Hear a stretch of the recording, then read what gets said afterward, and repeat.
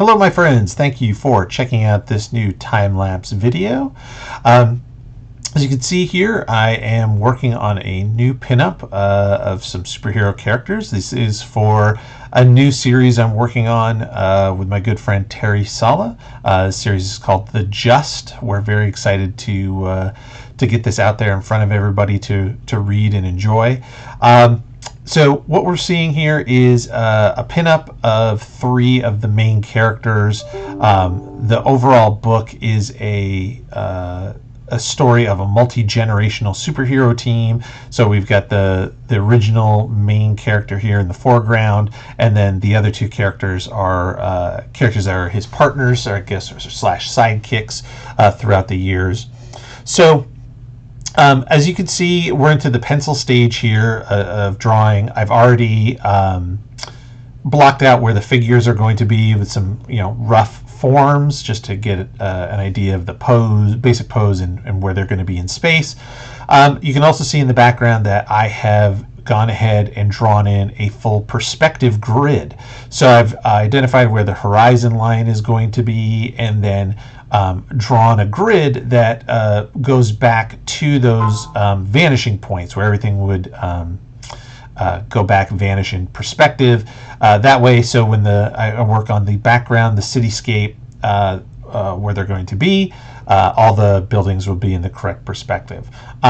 Something that, from my experience, you don't necessarily see enough young artists doing that, but something that's really important to make sure that you get it right, and something that will help you out as you're working for sure. It makes it so much easier when those lines are already in place. You can just sort of follow along and drop the building shapes in there. So as I said, originally I had the rough forms in there before I started recording. Now I'm going in and sort of tightening them up. This would be sort of a middle stage of penciling. What I would consider to be roughs. I could absolutely go ahead and begin inking from this stage. I've done that before, I think, in some other videos. So essentially doing more of the drawing in ink. But in this case, there are some things that I wanted to show in the video, as well as you're going to see here pretty quickly. There's some things that I still end up changing. So it's important before you go ahead and jump into that inking stage that you have everything laid out the way you need it to be. So yeah, here we go. I decided I didn't like the way the legs were looking, so I wanted to change the pose and sort of the angle of a couple of the legs there. And then that in turn also leads to a change in the arm, to extend that arm slightly. So all stuff you can do, again, in the penciling stage that you certainly can't do once the inks start.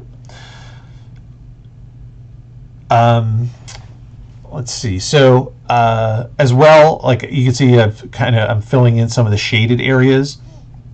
Something that you could absolutely do just with ink when you get to that point in the process.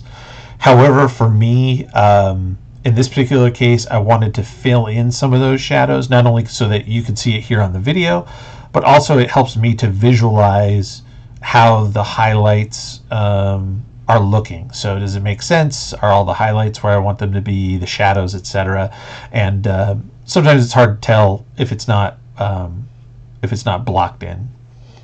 So I'm going to work on the foreground character first, and I'm using a Micron pen for the basic thin contour lines. This is a 01, which is one of the thinner pens. I know a lot of folks, I've seen in videos, other artists, they might come in with some of these lines that they know are going to be thicker, right? Like the outlines and stuff, and they'll start with a much thicker pen. I personally just prefer to do everything at first with this thin pen. Then I go in with other pens that you'll see in future videos, and I'll go ahead and darken in those lines. Again, for me personally, I found it's just easier to go ahead and add ink to thicken up an outline or a shadow. It's a lot easier than it is to try to thin out a line that I've made too thick by mistake. So I'll start thin. It does mean I end up sort of overdrawing some of the same areas a few times, but that's just the process that works for me.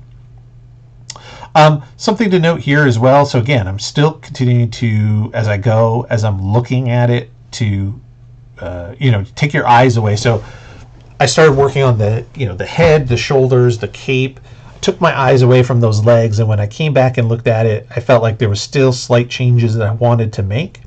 You'll notice, hopefully, that I drew through the cape that is in front of him, right? So it's sort of draped over his left arm, and it hides where like the side of his body would be, and the back of his hip there. So I drew that, knowing, of course, that I can erase the pencils later, but that way it gives me a correct angle of where the rest of his body would line up. Again, another tip for younger artists that I see a lot, they'll draw pieces that, especially figures that aren't necessarily connected. If there's a belt in the way or a cape or something, they don't draw through it.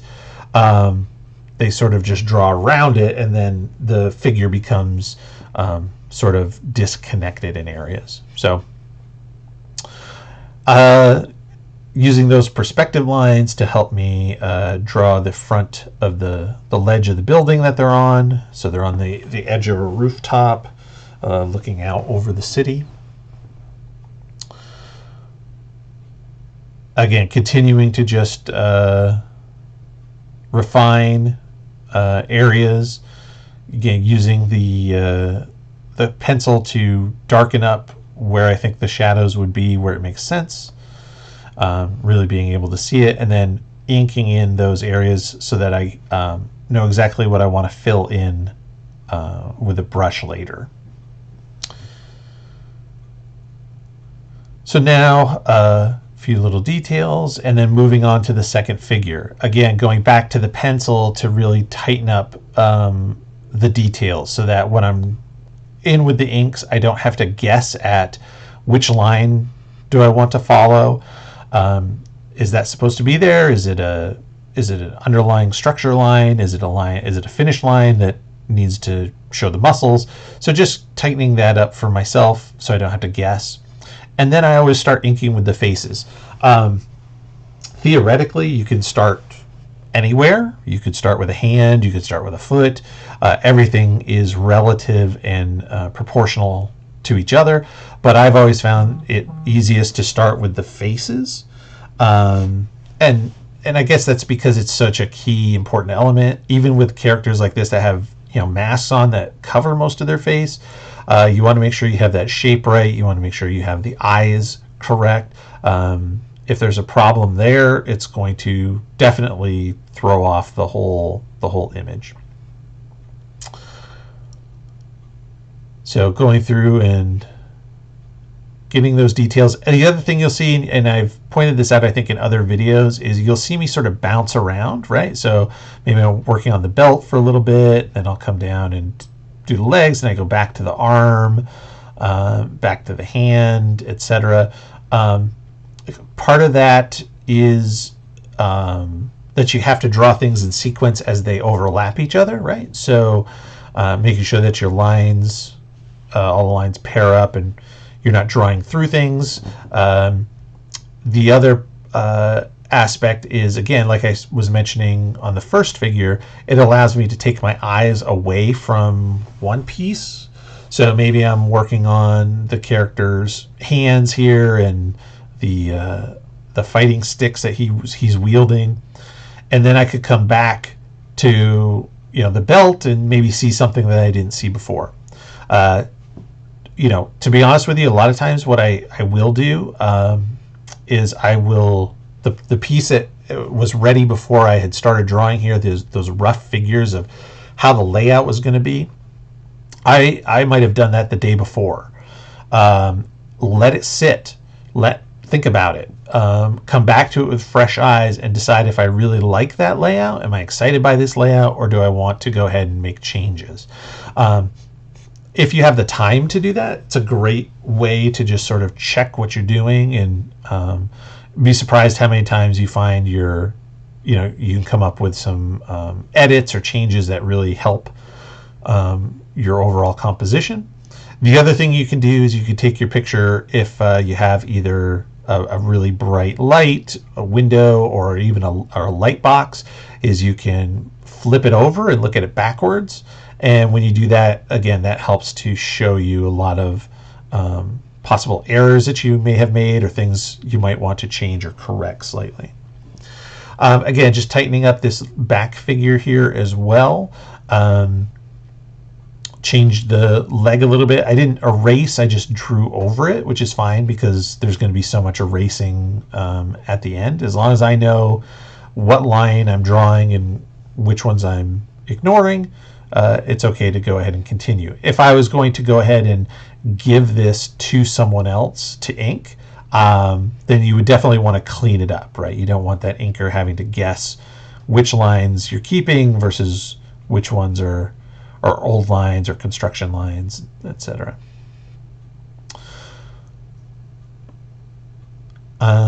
So yeah, going through, and one of the things I also wanted to point out here, the composition, and part of what I was thinking about is how the eye flows in this picture. Everybody starts from the top left and goes to the bottom right. So you've got this figure at the top, between the arm, the leg, and the cape all point in the direction of the second figure. The second figure, the way that the body flows down and the legs bring your eye into sort of the shoulder and cape of the third figure, and then that cape flows you out to the bottom of the panel. So again, all things that you're thinking of as you're drawing. Sometimes it's more subconscious, sometimes it's more conscious choices, but always things that you should be thinking of. So we're wrapping up here. As we go ahead, this will be a multi-part video. So the next stage, now that these figures are all inked in here, is going to be to start to pencil in, drop in those buildings in the background, following that perspective line, working out that background as much as possible. Then we'll begin inking that in. Then a lot of erasing, and then coming back and finishing up all those final inks for this. Thank you again for checking out the video. I really appreciate it. Let me know if you have any thoughts in the comments, and keep your eyes open for our new book, The Just. Thank you.